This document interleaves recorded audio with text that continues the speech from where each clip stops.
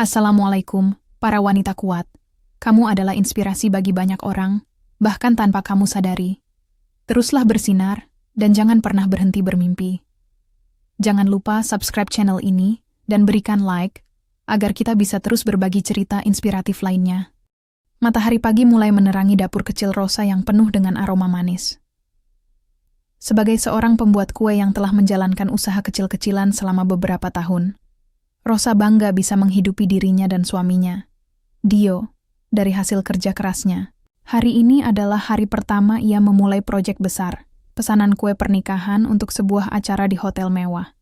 "Rosa, aku harus keluar kota mulai besok," ujar Dio sambil menyeruput kopinya di meja makan.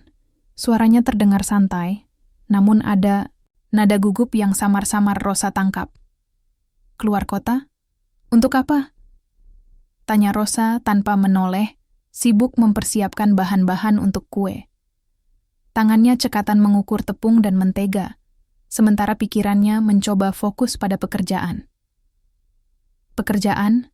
Sayang, ada proyek dadakan yang harus aku tangani," jawab Dio cepat, lalu berdiri dan mencium kening Rosa sebelum pergi meninggalkan rumah.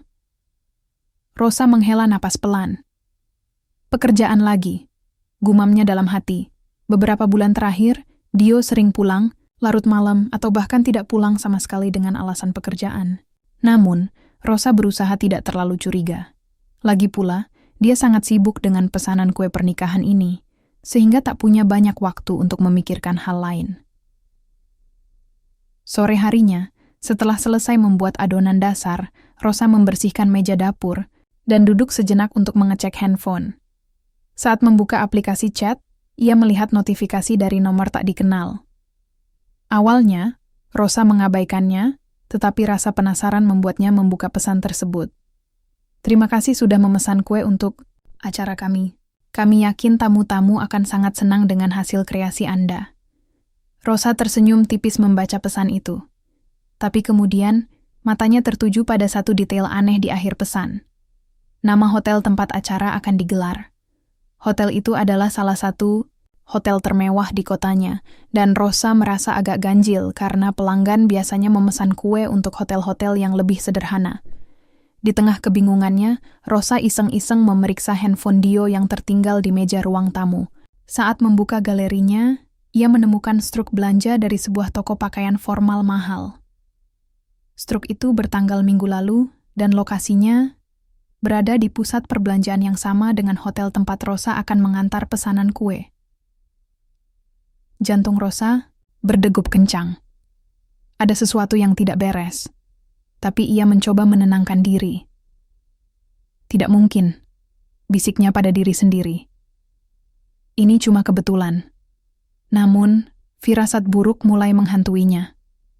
Sambil menaruh handphone Dio kembali ke tempatnya, Rosa bergumam pelan, "Aku harus mencari tahu lebih lanjut."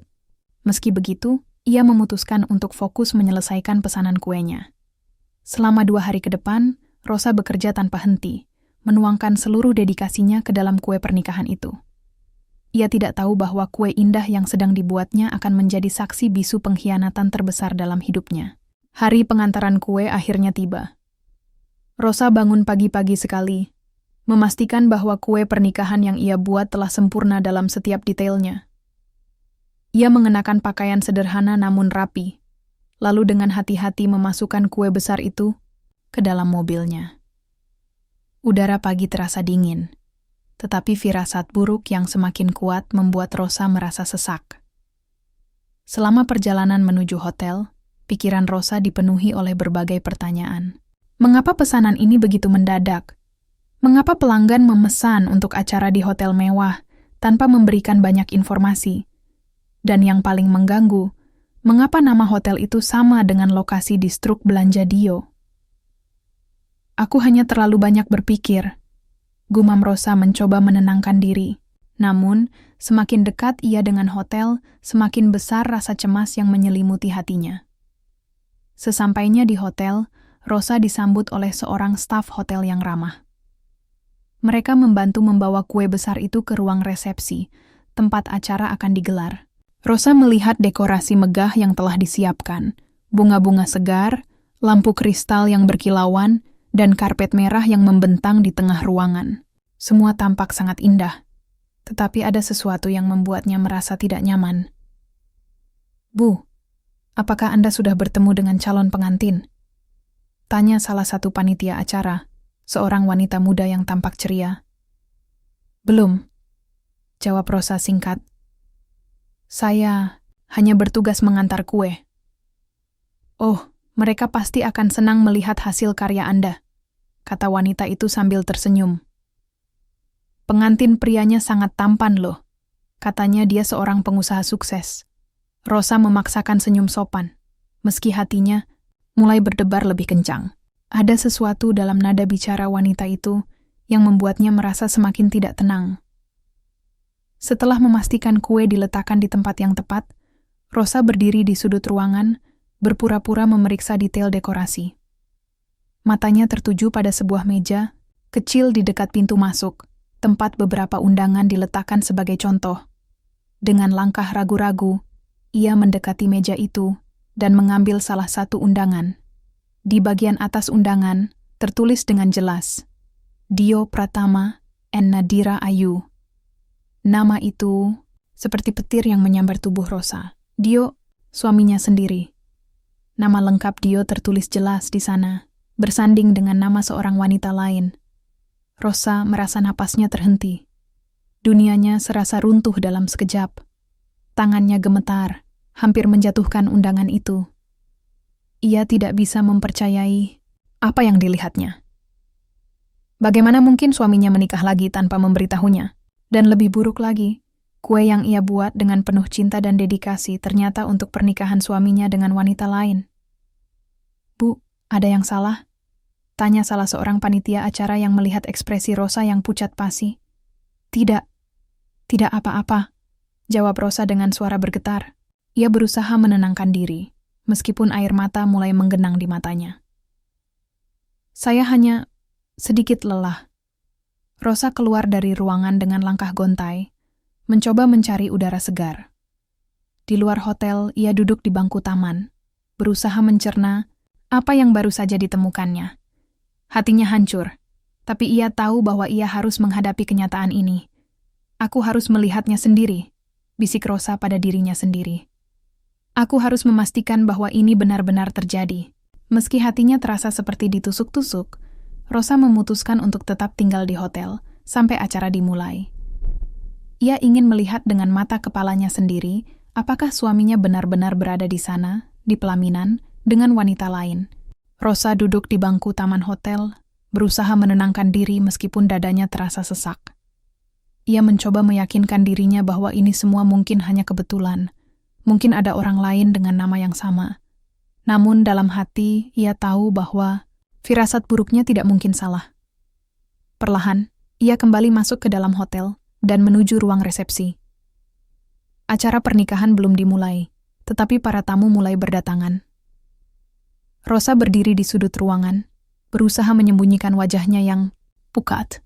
Ia mengamati setiap orang yang masuk, mencari-cari sosok yang sangat dikenalnya. Tiba-tiba, pintu utama ruangan terbuka lebar, dan seorang pria memasuki ruangan dengan senyum lebar di wajahnya. Pria itu adalah Dio, suaminya sendiri. Dia tampak rapi dalam setelan jas hitam yang elegan, sementara wanita cantik di sisinya tersenyum manis, menggenggam tangannya erat-erat. Rosa merasa seperti dunianya runtuh untuk kedua kalinya. Ini bukan sekadar kecurigaan lagi. Ini nyata. Suaminya benar-benar berada di sana, di pelaminan, bersama wanita lain. Wanita itu adalah Nadira Ayu, seperti tertulis di undangan tadi. Hatinya hancur menjadi serpihan kecil. Semua kenangan indah tentang pernikahannya dengan Dio berkelebat di pikirannya. Janji-janji suci mereka, malam-malam yang mereka habiskan bersama, dan pengorbanan-pengorbanan yang ia lakukan demi membahagiakan Dio. Tapi ternyata, semuanya hanya ilusi. Dio telah mengkhianati cinta mereka dengan cara yang paling menyakitkan. Saat Dio melihat ke arahnya, matanya melebar karena keterkejutan. Rupanya, dia juga menyadari keberadaan Rosa. Untuk beberapa detik, mereka saling bertatapan dalam Diam. Rosa bisa melihat rasa bersalah di mata Dio, tetapi dia tidak menghampirinya. Sebaliknya, dia dengan cepat memalingkan wajah dan berpura-pura tidak melihatnya, seolah-olah Rosa hanyalah bayangan yang tak penting. "Kenapa, Dio?" Gumam Rosa dengan suara bergetar, meski hanya cukup untuk didengarnya sendiri. Air mata mulai mengalir deras di pipinya, tetapi ia berusaha menahannya agar tidak terlihat oleh orang lain. Para tamu mulai mengambil tempat duduk mereka, dan acara pernikahan pun dimulai. Rosa tetap berdiri di sudut ruangan, menonton segala sesuatunya seperti dalam mimpi buruk. Ia mendengar pembawa acara memperkenalkan pasangan pengantin, Dio Pratama dan Nadira Ayu, dua insan yang hari ini bersatu dalam ikatan suci pernikahan. Setiap kata yang diucapkan terasa seperti pukulan keras bagi Rosa. Ia ingin berteriak, menangis, atau bahkan kabur dari ruangan itu. Namun, entah bagaimana, kakinya tetap berakar di tempatnya. Ada sesuatu yang membuatnya tak bisa pergi. Rasa marah dan harga diri yang mulai berkobar di dalam hatinya. Selama prosesi akad nikah, Rosa hanya bisa menundukkan kepala, mencoba menahan amarah dan air mata yang semakin deras. Ketika penghulu mengucapkan pertanyaan ijab kabul kepada Dio, Rosa merasa seolah-olah hatinya diremas-remas. Dio menjawab dengan mantap, "Saya terima, tanpa sedikit pun ragu." "Begitu mudahnya kau meninggalkanku," bisik Rosa dalam hati, sambil menggenggam tas tangannya erat-erat. Ia tahu bahwa ia harus melakukan sesuatu, tidak bisa hanya diam dan membiarkan pengkhianatan ini berlalu begitu saja. Acara pernikahan berjalan dengan lancar, dan para tamu tampak bahagia menyaksikan momen sakral antara Dio dan Nadira. Musik lembut mengalun, tawa serta tepuk tangan memenuhi ruangan. Namun, di sudut ruangan, Rosa duduk dengan hati yang hancur, namun penuh kemarahan yang semakin membara. Saat sesi pemotongan kue tiba, Dio dan Nadira naik ke panggung. Kue besar yang dibuat oleh Rosa, kue yang ia buat dengan air mata dan cinta, kini berdiri megah di depan mereka. Dio tersenyum puas sambil memegang pisau, siap untuk memotong kue bersama pasangan barunya. Melihat suaminya menyentuh kue itu, Rosa merasa darahnya mendidih. Ia tidak bisa lagi menahan amarah dan rasa terkhianati yang membakar jiwanya. Bagaimana mungkin dia bisa begitu tenang? Apakah dia sama sekali tidak merasa bersalah? Pikirnya dalam hati. Tepat saat Dio mulai memotong kue, Rosa bangkit dari kursinya. Semua orang di ruangan itu seketika terdiam saat melihat seorang wanita muda dengan wajah penuh kemarahan berjalan tegap menuju panggung. Langkahnya mantap, meskipun tangannya gemetar karena emosi yang tak tertahankan. "Rosa?" ujar Dio dengan nada panik saat ia melihat istrinya mendekat. Matanya melebar, dan tubuhnya membeku di tempat. Tanpa ragu, Rosa melangkah naik ke panggung. Semua tamu undangan terkejut, termasuk Nadira yang tampak bingung dan cemas melihat situasi ini. "Dio," kata Rosa dengan suara lantang, membuat seluruh ruangan terdiam sepenuhnya. "Aku adalah istri pertamamu. Kue ini, aku yang membuatnya dengan cinta demi keluarga yang kita bangun bersama. Tapi ternyata, kau gunakan kue ini untuk menikahi wanita lain?" Suara Rosa bergema di seluruh ruangan. Para tamu saling berbisik, ada yang terkejut, ada yang iba, dan ada pula yang mulai memandang Dio dengan tatapan menghakimi. Dio tampak ketakutan, tapi ia mencoba berbicara. "Rosa, ini bukan tempatnya. Kita bisa bicara nanti." "Tidak," potong Rosa keras. "Ini tempat yang tepat, di hadapan semua orang yang datang untuk merayakan pengkhianatanmu. Bagaimana kau bisa melakukan ini padaku, Dio? Bagaimana kau bisa menikahi wanita lain tanpa sedikit pun merasa bersalah?" Nadira tampak terguncang. Matanya berkaca-kaca saat ia melihat ke arah Dio. "Dio, apa yang dia maksud? Apa kau sudah menikah sebelumnya?" Dio membuka mulutnya untuk menjawab, tetapi Rosa tidak memberinya kesempatan. Dengan gerakan cepat, ia mengambil potongan kue yang telah dipotong Dio dan melemparkannya ke wajah suaminya. "Selamat menikmati pengkhianatanmu sendiri," teriak Rosa dengan suara penuh amarah. Potongan kue itu menempel di wajah Dio, meninggalkan jejak krim putih yang mempermalukannya di depan semua tamu.